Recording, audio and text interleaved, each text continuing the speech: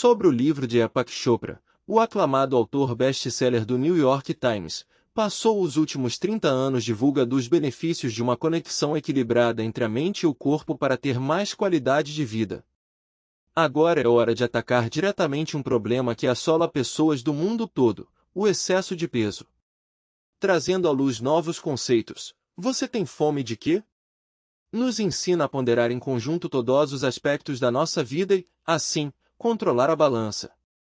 Neste manual para uma vida mais saudável, baseado nas mais recentes descobertas da medicina tradicional e alternativa, Deepak Chopra chama nossa atenção para a necessidade de uma consciência mais profunda das razões pelas quais comemos demais. O autor repudia as dietas radicais e todas as formas de privação e afirma que é preciso tratar a causa real do excesso de peso, ou seja, a necessidade de se satisfazer. Na busca pelo prazer, usamos a comida como substituto para o que realmente deveria nos alimentar.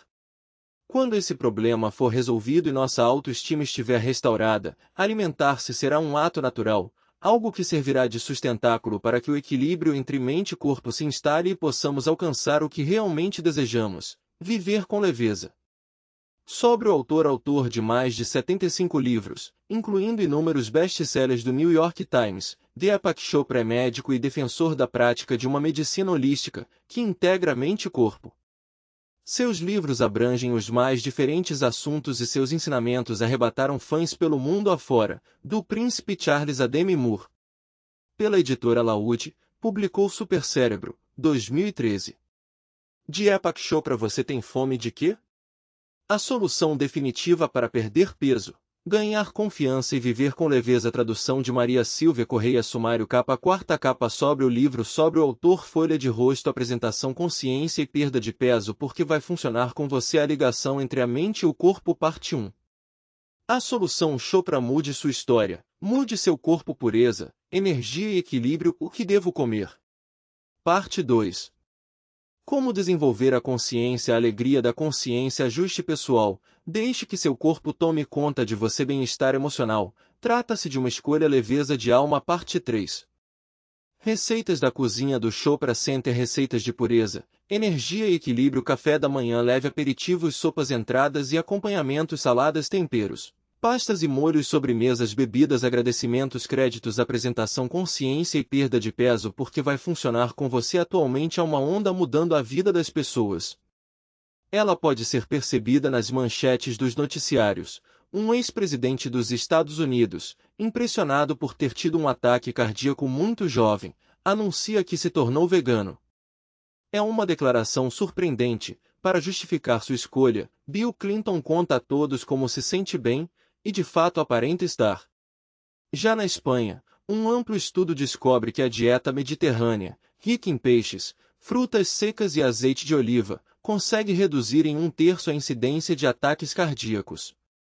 Em termos de dieta, essa foi a maior descoberta em anos. Quem já pensava em abandonar a carne vermelha se sentiu justificado pela medicina. Essa onda está provocando muitas mudanças. As toxinas presentes nos alimentos processados e industrializados são cada vez menos aceitáveis. A palavra orgânico se popularizou. Nunca tanta gente se tornou vegetariana, um estilo de vida cujos benefícios são conhecidos há muito tempo.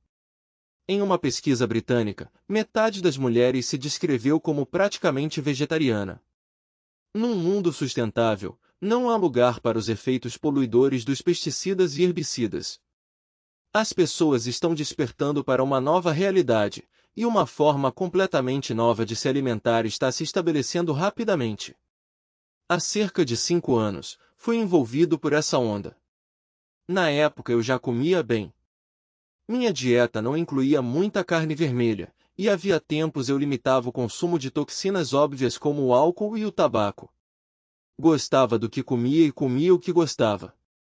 Porém, dando uma olhada na literatura médica, todo dia surgia uma nova descoberta, muitas relações entre o açúcar e a obesidade, entre o álcool e as perturbações no ritmo de sono, entre os carboidratos simples e o diabetes. E muitas dessas descobertas se relacionavam ao excesso de peso.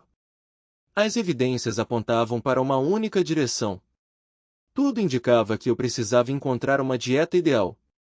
Apenas os hábitos e a negligência me impediam de maximizar a relação entre alimento, corpo e mente. Sem contar os meus 9 quilos a mais. Apesar da boa alimentação, eu tinha entrado para as estatísticas, juntando-me aos 2/3 de norte-americanos que estão acima do peso ou obesos. Entrei para as estatísticas apesar de ser formado em medicina, da minha motivação, dos meus hábitos razoavelmente bons e de ter acesso a qualquer alimento que desejasse. Também sabia que fazer regime era inútil, basta ver os numerosos estudos comprovando o efeito rebote, aquele que nos faz recuperar o peso perdido durante o regime e ainda ganhar cerca de 2 a 5 quilos a mais. Esses quilinhos extras são um jeito de o nosso corpo dizer: você tentou me privar. Não faça mais isso. Para mim, a solução foi adotar uma dieta ideal, e fiz isso mais ou menos de um dia para o outro. Não havia razão para não mudar meu comportamento diante das evidências médicas que eu conhecia, eliminei todos os alimentos industrializados. Passei a me alimentar com ingredientes mais puros, sempre naturais, e o mais orgânico possível. Já não consumia bebidas alcoólicas, e também eliminei alimentos fermentados, como o queijo. Abandonei o açúcar branco refinado. Cortei o sal drasticamente. Abandonei a carne vermelha, consumindo sobretudo frango e peixe, mas já iniciando a transição para uma dieta vegetariana. Para beber, só água mineral. Comecei a me preocupar em ter um bom sono. Como tudo está relacionado, ter uma boa noite de sono fazia parte da minha nova forma de me alimentar. A falta de sono atrapalha o equilíbrio entre dois hormônios, leptina e grelina, responsáveis por nos fazer sentir fome ou satisfação. As pessoas que não dormem direito comem demais facilmente quando o corpo para de enviar a mensagem hormonal correta. A gordura no abdômen também atrapalha esses hormônios. Acabamos num ciclo contínuo que não só não é saudável como é potencialmente perigoso. Não fiquei preocupado por estar me transformando num fanático por comidas naturais. A minha motivação não era a preocupação nem o medo. A verdade é que a alimentação normal, a moda americana, chegou a extremos doentios. Em média, o norte-americano consome cerca de 70 quilos de açúcar por ano, uma quantia absurda de calorias sem sentido, que causam estrago nos níveis de insulina e de açúcar no sangue. Quanto ao nosso vício por alimentos industrializados, responsável por 70% do que os norte-americanos comem, basta dar uma olhada num supermercado qualquer. Há corredores inteiros dedicados aos biscoitos, bolachas e outros lanchinhos, refrigerantes, pizza congelada e sorvete. Quem manda é a economia, e se esses alimentos não vendessem em abundância eles não teriam tanto espaço nas prateleiras. O que não é extremo é a alimentação natural, com base no melhor conhecimento médico disponível. É disso que se trata a nova onda que a humanidade está vivendo. Devemos prestar atenção, e há muito tempo a nossa sociedade não tem prestado atenção a esse modo deformado de comer. Eu desejava ter uma consciência alimentar. Todos os passos que dei fizeram com que eu me sentisse muito bem. O meu corpo ficou mais leve, mesmo antes de perder 8 quilos, que se foram sem esforço. Parei de fazer certas coisas por impulso, como atender o celular durante uma refeição, por que não nos regalar completamente com o que comemos?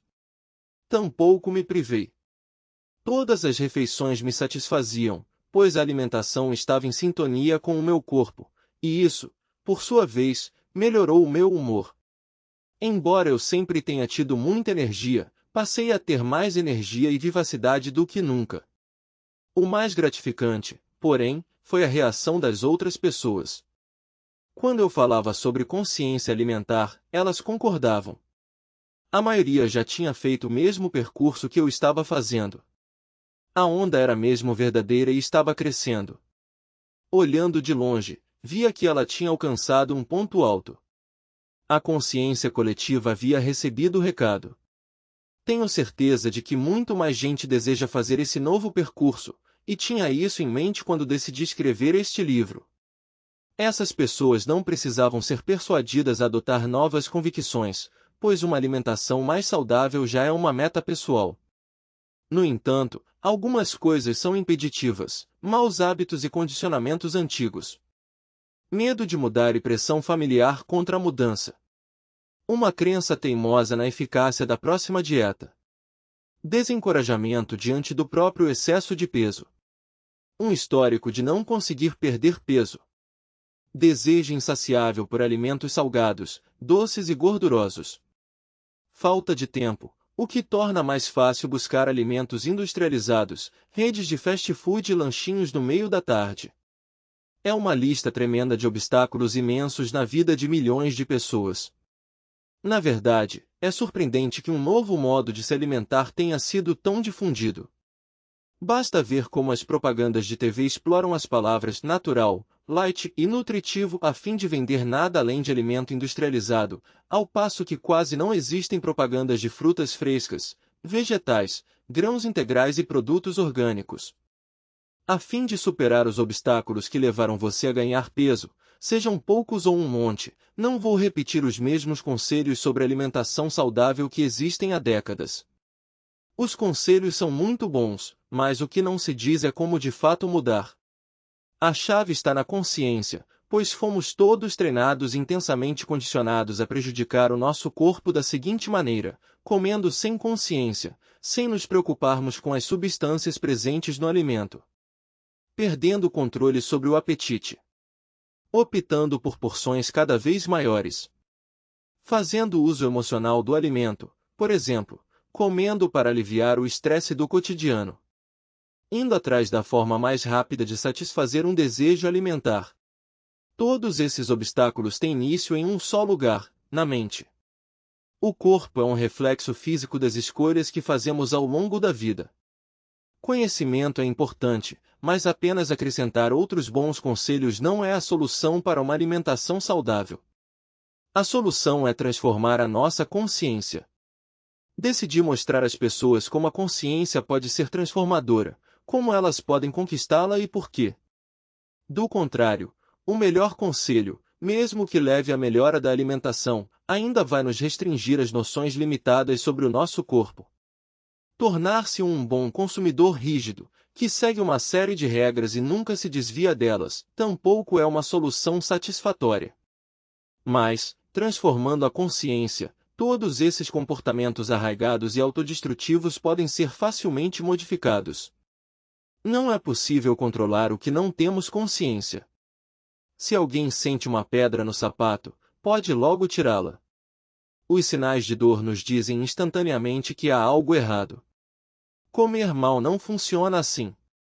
A maioria das vezes nosso corpo não manda avisos, e os efeitos danosos muitas vezes ocorrem de modo imperceptível, gradualmente, longe da vista. É preciso adquirir um novo nível de consciência a fim de notar o que há de errado dentro da gente. Só então se pode mudar isso. Portanto, se você está acima do peso ou se sentindo apático, ou se seu nível de energia está baixo e você se sente infeliz com a aparência do seu corpo, lembrando-se de como parecia e se sentia muito melhor quando era mais jovem, este livro é para você. Nele há muitas surpresas e descobertas, a principal delas é que o peso ideal é o nosso estado mais natural. O seu corpo pode ser um aliado na busca por um modo de vida melhor, que vai além de apenas perder peso.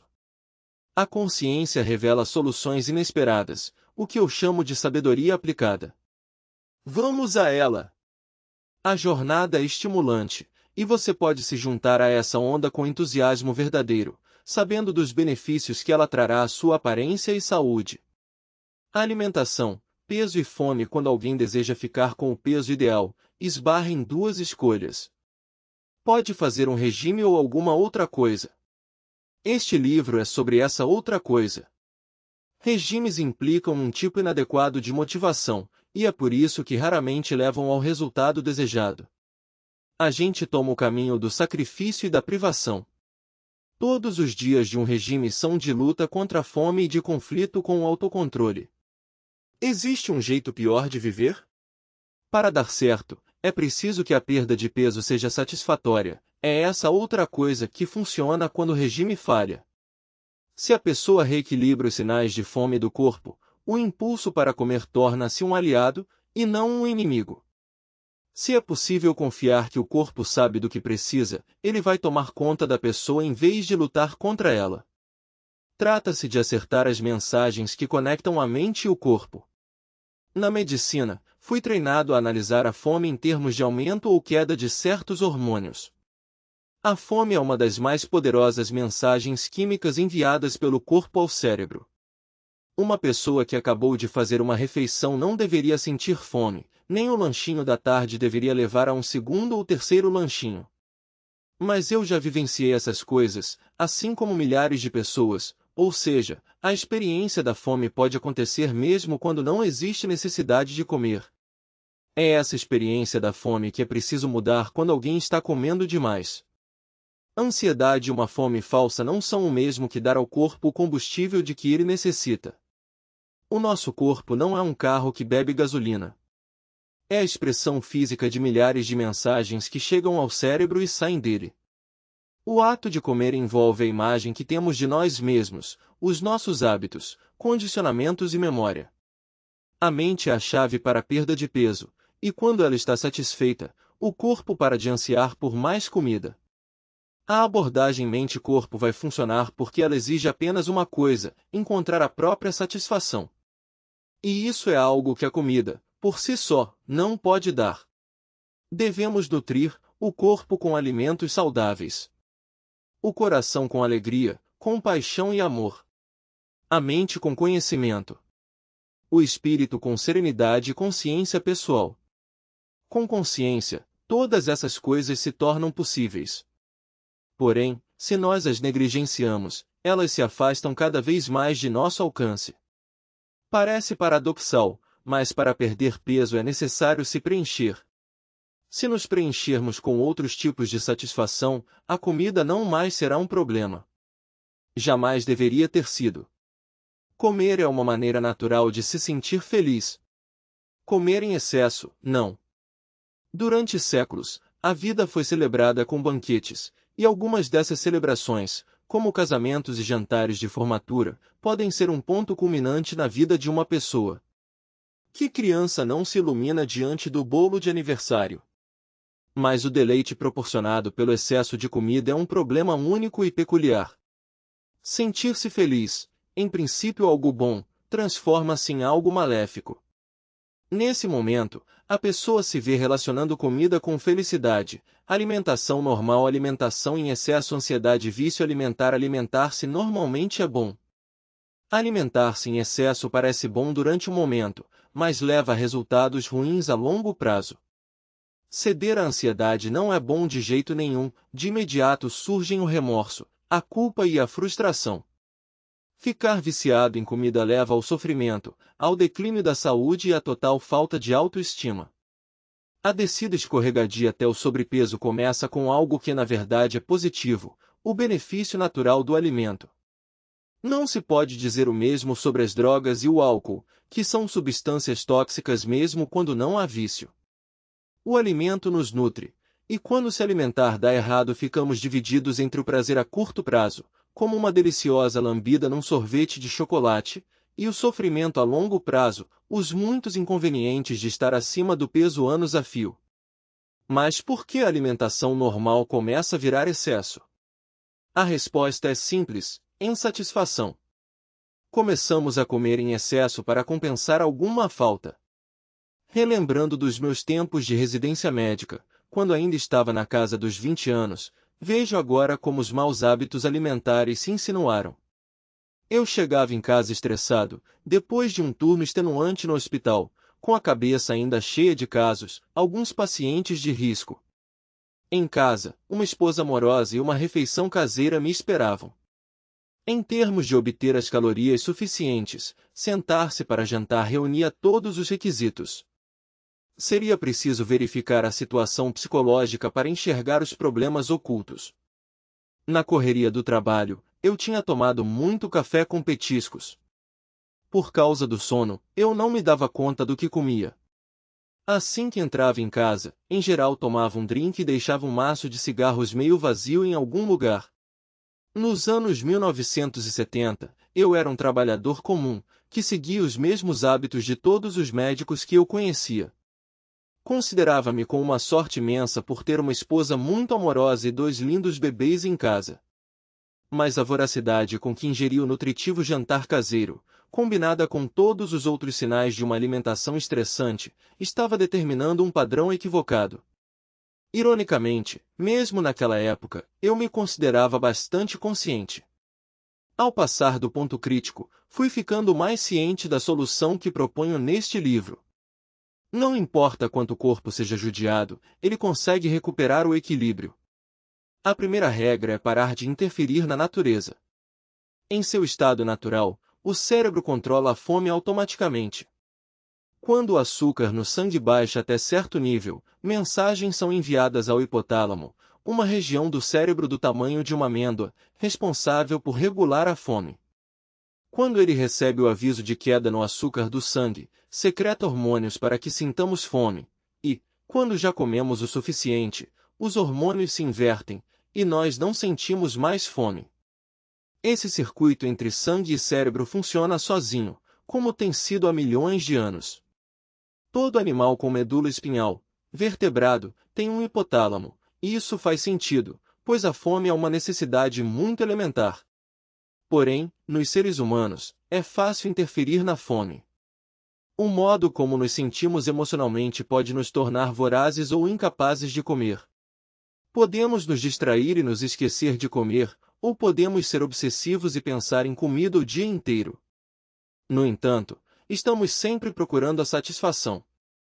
Existem muitas coisas além da comida que podem nos preencher. O desejo nasce da necessidade, tendo origem nas mais essenciais. Todo mundo precisa se sentir seguro e protegido. Todo mundo precisa se sentir nutrido. Todo mundo precisa se sentir amado e querido. Todo mundo precisa sentir que a vida é relevante e significativa. Se preenchermos essas necessidades, a comida não passará de mais um prazer entre muitos.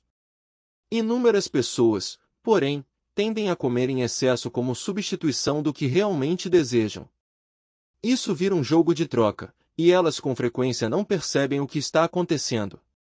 É nessa situação que você se encontra? Eis aqui alguns indicadores comuns. Você não se sente seguro se não estiver cansado de tanto comer. Esse cansaço traz uma calma que dura algum tempo. Você não se sente alimentado se suas papilas gustativas não estiverem superestimuladas com açúcar, sal e gordura. Você não se sente amado e querido, portanto, transforma a comida em um pouquinho de amor para si. A sua vida está sem sentido, mas pelo menos quando come consegue ignorar o vazio interior durante um tempinho. Se pararmos de nos concentrar tanto em dietas e calorias, vamos perceber que a história do sobrepeso é a história da insatisfação. Temos os melhores alimentos do mundo à nossa disposição, mas devoramos os piores. Somos abençoados com oportunidades de crescer e nos desenvolver, porém nos sentimos vazios. O meu objetivo é levar você a um estado de satisfação. Quando isso começar a acontecer, você vai parar de comer pelas razões equivocadas. A solução é simples, mas profunda. A fim de perder peso, cada passo desse percurso deve ser satisfatório. Não é preciso fazer análise psicológica, é possível parar de ser obsessivo em relação ao corpo e lidar com o desapontamento e a frustração. Só um princípio vale: a vida é satisfação. Se a vida não está satisfatória, o estômago jamais vai suprir o que falta. Eu tenho fome de quê? A vida de todo mundo é complicada, e as melhores intenções se extraviam porque as pessoas têm dificuldade de mudar. Os maus hábitos, assim como as lembranças ruins, persistem, teimosos, quando desejamos que sumam. Existe, contudo, uma importante motivação a nosso favor, que é o desejo de felicidade.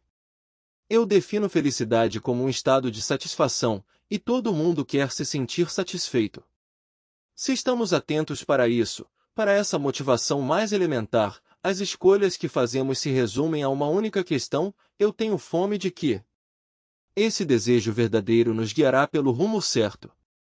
Desejos falsos nos levam para o rumo errado. Façamos um pequeno teste para comprovar isso. A próxima vez que nos dirigirmos à geladeira em busca de algo para comer, façamos uma pausa. O que nos levou a procurar comida? Só existem duas razões. 1. Temos fome e precisamos comer. 2. Estamos tentando preencher um vazio, e a comida se transformou no jeito mais rápido de fazer isso. A medicina atual tem bastante conhecimento sobre os gatilhos que disparam o impulso de comer. O corpo secreta hormônios e enzimas que ligam o centro da fome em nosso cérebro com o estômago e o aparelho digestório. Quando bebês, só reagíamos a esse tipo de gatilho. Chorávamos porque tínhamos fome. Agora, o inverso talvez seja verdade. Quando temos vontade de chorar, ficamos com fome. Ao longo da vida, criamos novos gatilhos que um bebê jamais imaginaria. A depressão é um gatilho bem conhecido para o excesso alimentar. Assim como o estresse, perdas súbitas, tristeza, raiva reprimida, entre outros. A que somos mais vulneráveis? Talvez tenhamos apenas uma ideia vaga. A maior parte das pessoas não tem consciência de quando um hábito alimentar está sendo estimulado, pois esses gatilhos são em geral inconscientes, é por isso que são tão poderosos. Respondemos automaticamente a eles, sem pensar. Teste: o que estimula você a comer em excesso? As causas mais comuns para a alimentação compulsiva estão nas listas a seguir. Algumas são mais fáceis de superar que outras. Leia-as e verifique o que normalmente faz você comer mesmo quando não tem fome. Marque todos os itens que se aplicam ao seu caso. Grupo A. Costumo comer em excesso quando estou ocupado ou distraído no trabalho. Estou com pressa, na correria. Estou cansado. Não dormi direito. Estou com outras pessoas que estão comendo. Estou num restaurante. Estou diante da TV ou do computador e preciso fazer alguma coisa com as mãos. Tem um prato cheio na minha frente e acho que preciso esvaziá-lo. Grupo B. Costumo comer em excesso quando estou deprimido. Estou sozinho. Não estou me sentindo atraente. Estou ansioso ou preocupado. Tenho pensamentos negativos em relação ao meu corpo. Estou estressado. Quero um consolo. Autoavaliação: se todos ou a maioria dos itens que você verificou estão no grupo A, os seus gatilhos são os mais fáceis de superar. É preciso prestar mais atenção aos hábitos alimentares, mas isso deve ser relativamente fácil. Você se flagra comendo quando não tem fome porque o seu principal problema é a distração. Quando se concentrar em uma coisa de cada vez, na refeição à sua frente, vai conseguir controlar a comilança desatenta. Se todos ou a maioria dos itens que você verificou estão no grupo B, você tem fome de algo mais além da comida, e prestar atenção nessas coisas será a melhor forma de perder peso. O importante é não fazer regime. O seu caminho não é a privação, é encontrar satisfação em outras coisas além da comida. Atitude: perceber o motivo antes de comer. Como agora você já conhece os seus motivos, poderá monitorá-los. Não é preciso lutar contra a fome, mas dê tempo suficiente para que seu cérebro faça uma escolha. Em vez de ir atrás de comida como um robô, em uma reação automática, permita-se encontrar um jeito de escolher o que realmente deseja. Inicialmente, isso significa um instante de atenção, de consciência de si mesmo, da maneira que especificarei a seguir. Sempre que estiver prestes a comer fora do horário das refeições, siga os seguintes passos. 1. Faça uma pausa e respire fundo. 2. Pergunte-se se essa fome está sendo estimulada, por exemplo, por um padrão familiar, por estar se sentindo entediado, inquieto, triste ou querendo alguma distração. Agora você já conhece alguns de seus gatilhos mais comuns, portanto, verifique se algum deles está presente. 3. Uma vez que tenha identificado esse gatilho, pergunte-se se de fato precisa comer. Talvez possa encontrar uma atividade alternativa, algo que simplesmente adia essa reação ao gatilho, como fazendo alguma tarefa doméstica, ligando para um amigo, verificando os e-mails e respondendo a alguns, lendo um livro, bebendo um copo d'água. Qualquer distração inofensiva serve. O seu objetivo é inserir uma pausa antes de reagir automaticamente a um gatilho. Se ainda sentir fome, vá em frente e coma. Mas adquira o hábito de perceber os gatilhos dessa maneira, é um passo essencial para conseguir superá-los, dando-lhe mais liberdade de escolha. Eu prometi uma coisa a mim mesmo antes de enfrentar o problema do excesso de comida, a solução tinha que funcionar aqui e agora. O grande defeito do regime é que a gente fica infeliz no presente por causa da promessa de que vai ficar mais feliz no futuro. Mas o desejo não funciona assim. Eu tenho fome de que acontece no momento presente. Esse impulso pode ser simplificado em algumas categorias básicas. Temos fome de comida. Queremos preencher um vazio emocional. Queremos preencher um vazio mental, tais como baixa autoestima, imagem corporal ruim ou um sentimento de fracasso e frustração. A esses eu acrescentaria um quarto impulso, que é espiritual. Queremos preencher um vazio da alma. Essas motivações, abastecidas pelo desejo, são muito fortes. Uma vez que o desejo tome o rumo certo, podem ocorrer transformações verdadeiras. Seguimos o caminho do desejo todos os dias. O ímpeto de obter mais da vida é natural e profundamente arraigado. Neste livro, você vai descobrir exatamente do que tem fome. Sabendo disso, vai ter um caminho límpido e significativo em termos de mente, corpo e espírito. Eis como será sua transformação. Você vai se alimentar apenas quando tiver fome de comida. Você não vai se alimentar quando a sua fome for emocional, ou seja, de consolo, segurança, amor, vínculos com outras pessoas, ou um sentimento de alegria. Você não vai se alimentar se a sua verdadeira fome for de uma vida relevante e significativa, em que tenha propósitos e possa atingir seus objetivos. Essas são necessidades da mente. Você não vai se alimentar se a sua fome for espiritual, de viver com mais leveza ou de ter uma visão mais ampla da alma. Regime, uma fuga enganosa. Alguns leitores dirão a si mesmos: tudo isso soa muito bonito, mas francamente eu só quero saber o que comer e o que não comer. Sei exatamente como é isso. Um regime drástico é muito tentador, um conserto rápido. Mas veja o que realmente acontece. Karen é uma mulher de meia-idade atraente que fica diante do espelho, franzindo o semblante diante do que vê. Quer perder 4 quilos antes do casamento da filha, dali a 2 semanas, e nada a desanima. Quando tinha 20 anos, perdia 2 quilos em um final de semana com uma dieta só de suco. Se funcionou na época, vai funcionar agora. E funciona mesmo, ou quase. No dia do casamento da filha, Karen está 3 quilos mais magra. Quase morreu de fome, mas agora pode comemorar. O que não percebe é que caiu numa armadilha. Os seus antigos hábitos alimentares vão voltar logo, bem como os quilinhos a mais. Já dá para vê-la diante da geladeira no dia seguinte, enquanto a conexão corpo-mente recebe as seguintes mensagens: que bom, a festa de casamento acabou. Posso relaxar. Dei duro. Mereço uma recompensa. Veja só quanta comida sobrou. Não vou ficar passando fome para sempre. Não vou jogar fora toda essa comida. É pouco provável que Karen, tendo essas mensagens para incentivá-la, consiga se conter diante de um belo pedaço do bolo que sobrou. Desculpas vêm à cabeça toda vez que a gente resolve comer demais. O fato de Karen ter atingido a linha de chegada de uma corrida de 2 semanas, perdendo peso, não significa nada diante de uma vida de hábitos alimentares que continuam acrescentando quilinhos. Os Estados Unidos têm loucura por regimes. Todos gostaríamos de encontrar uma fórmula mágica que resolvesse anos de maus hábitos. Isso fez o país entrar num estado bipolar. Em um extremo, o McDonald's representa a síntese de todos os fast foods gordurosos e calóricos, e 11% de todas as refeições são feitas em cadeias de restaurantes.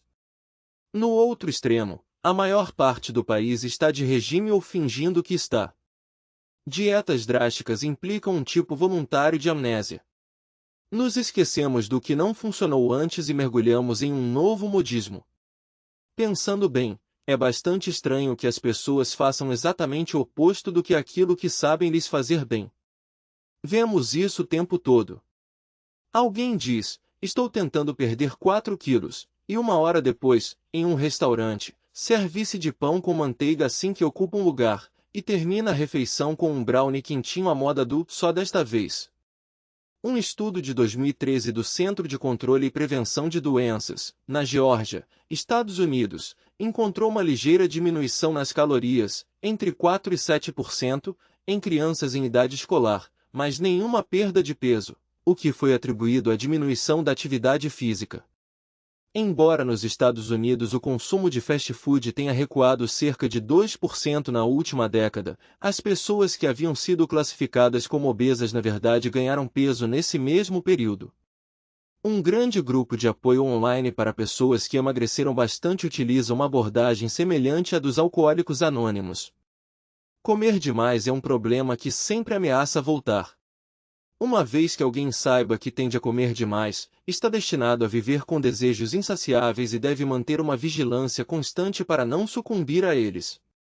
Assim, as calorias devem ser contabilizadas todos os dias, e as recaídas são presságios de perda de controle. Não quero julgar essa abordagem, mas pretendo encontrar uma alternativa a ela. Para mim, o que funcionou foi a atenção firme, ficar de olho no que eu realmente desejava. Antes de mais nada, queria voltar ao modo normal e saudável de alimentação, e nunca mais escorregar. Sabemos bem que essa segunda parte é que é o problema. Os médicos a denominam falta de compromisso. Dizem ao paciente o que ele deve fazer: uma dieta balanceada com muitas frutas e legumes, cortar a carne vermelha, fazer exercícios físicos regularmente, deixar de fumar e diminuir o consumo de álcool, mas, depois de alguns dias, semanas ou meses, os velhos hábitos tomam as rédeas. Existem bons conselhos sobre perda de peso em todo canto, no entanto, 70% da população adulta está acima do peso ou obesa. As pessoas não são deliberadamente autodestrutivas. Ninguém segue os bons conselhos porque, francamente, comer muito faz a gente se sentir melhor do que se privar ou se comprometer com atividades vigorosas.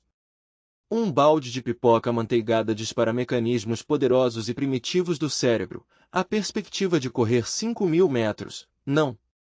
Dividir uma sobremesa com amigos num restaurante aconchegante é festivo e agradável, fazer esteira sozinho na academia, não é. Quem faz regime repete o que já não funcionou antes. O slogan "regimes não funcionam" convive conosco há décadas, e é muito verdadeiro.